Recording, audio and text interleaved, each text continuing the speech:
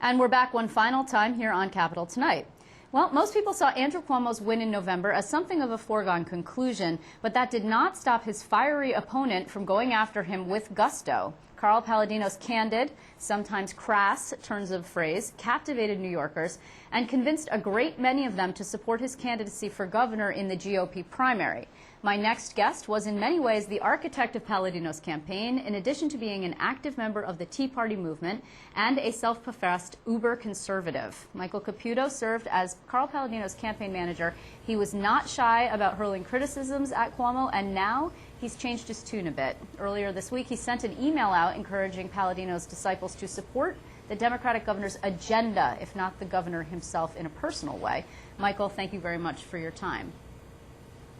Thanks for inviting me, Liz. It's nice to be back here. And it's good to see you. It's been a little while. I'd like to just remind viewers exactly of, a lot of time has transpired between November and the campaign in general and now. So, you were the guy who really often was the messenger for Carl, unless Carl was doing it himself. And he was certainly capable of being quite out there when he said things about Andrew Cuomo. I just want to pop something up on the screen, though, and remind viewers, this was an image that the campaign sent out about Andrew Cuomo tarred with dirt of special interests that were, in this case, connected to the Working Families Party.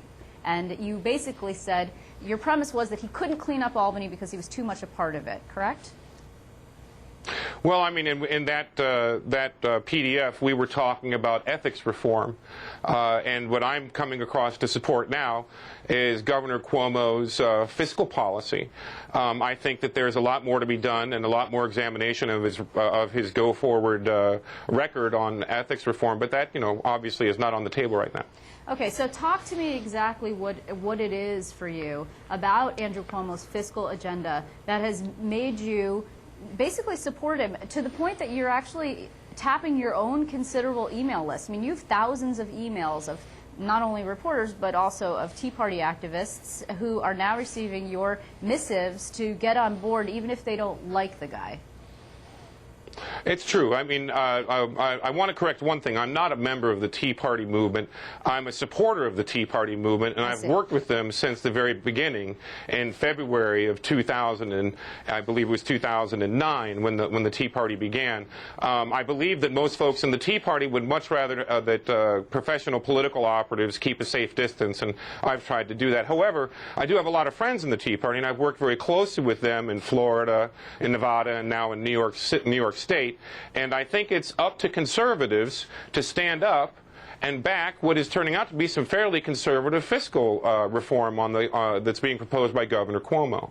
What's interesting is just today we're seeing some hypothesis, for example, by Charles Gasparino, who is a Fox contributor, and also I've seen it in a couple of other places that Andrew Cuomo is adopting this sort of Chris Christie method, if you will, that people really respond to, a plain-spokenness that actually Carl himself had that people liked, this sort of anti-politician rhetoric, if you will, not sort of your average run-of-the-mill platitude, a get-tough approach with unions. And there's been hypothesis that this lays the groundwork for 2016 and a White House run. What do you think about that?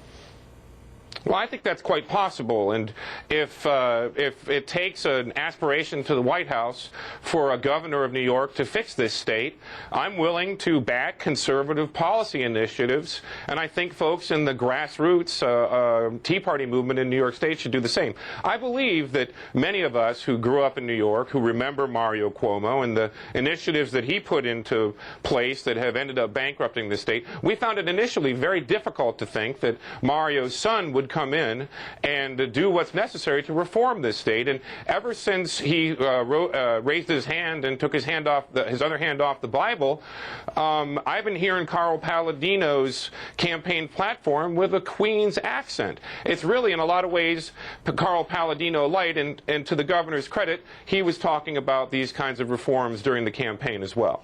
Do you believe that this is more of a requirement of the time, or it's because Carl Palladino has somehow influenced Andrew Cuomo? Well, I think it's a combination of the two. I mean, the reason why he's going to find a relatively more compliant legislature is because of the economic reality of New York State. We're looking at a pension fund that's going to be bankrupt by at least 2020. If the Medicaid system here isn't dramatically cut, it could collapse upon itself within the next 3 or 4 years. There's just no other medicine that will work, being this ill, than conservative fiscal policy. So it is the economic reality of New York State as well. But I also believe that the chorus of protests from the grassroots that was led in many ways by Carl Palladino also helped bring home the reality of this situation. You know, also, I got to say, there are people in New York who have been on this show today, actually, who say that there is an absence of caring for traditional Democratic constituencies like the poor, for example, in Andrew Cuomo's agenda, which is markedly different from maybe his father, Mario Cuomo. I mean, do you believe that because there isn't sufficient cash in New York that those people should in some way be left behind? Well, it's not that they should be left behind, but they got to get with the reality of the situation. There's no more free lunch in New York State. I think most of the folks who are the taxpayers' base here in the state made that very clear during the election. I think that many of the programs that the New York State liberals put into place during the salad days of the real estate boom and all the other different economic and fiscal peaks that we went through in the last several years, those programs are off the table. I don't think that Andrew Cuomo is doing this because he's thinking of abandoning his base. I do think his base during these discussions they're going to walk away from him, and that's why I think the Tea Party activists, the conservative activists from the Republican Party, the activists from the Conservative Party stand to fill in and perhaps help him carry this water to the finish line.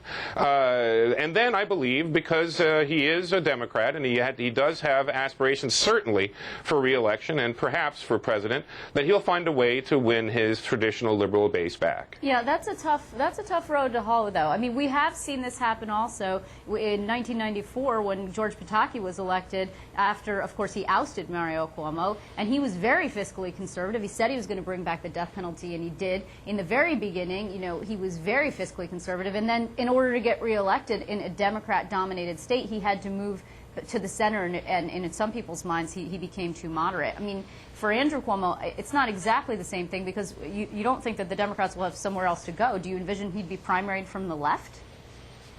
No, of course not. I mean, I think Andrew Cuomo was extremely difficult to come at from the right and nearly impossible to come at from the left. He has a liberal progressive pedigree that goes back to his bassinet days. So to argue against his pedigree is impossible. If you want to argue against Andrew Cuomo's present policy positions, sure, that's arguable. But at the end of the day, if you don't do it, we're going into the tank. And I believe if he does succeed in this, it's going to work. And you can't argue with success. Well, Michael Caputo, I really want to thank you, and if you would be so kind, would you deliver a message to Carl Palladino for me? Would you do that? Absolutely. I hope to be talking to Carl a little bit later. Okay. Well, he and I seem to have had a bit of a parting of ways. He's quite angry with me, and if you would please invite him to come onto the show, I would really appreciate it. I'll be happy to invite him, Liz, but I think you know, just as much as anybody else in the media knows, that Carl is of his own mind, and when he's ready, I'm sure he'll be happy to come on. Well, we are anxiously awaiting that moment. I want to thank you very much, Michael Caputo. Thanks so much for being here. Thanks a lot, Liz.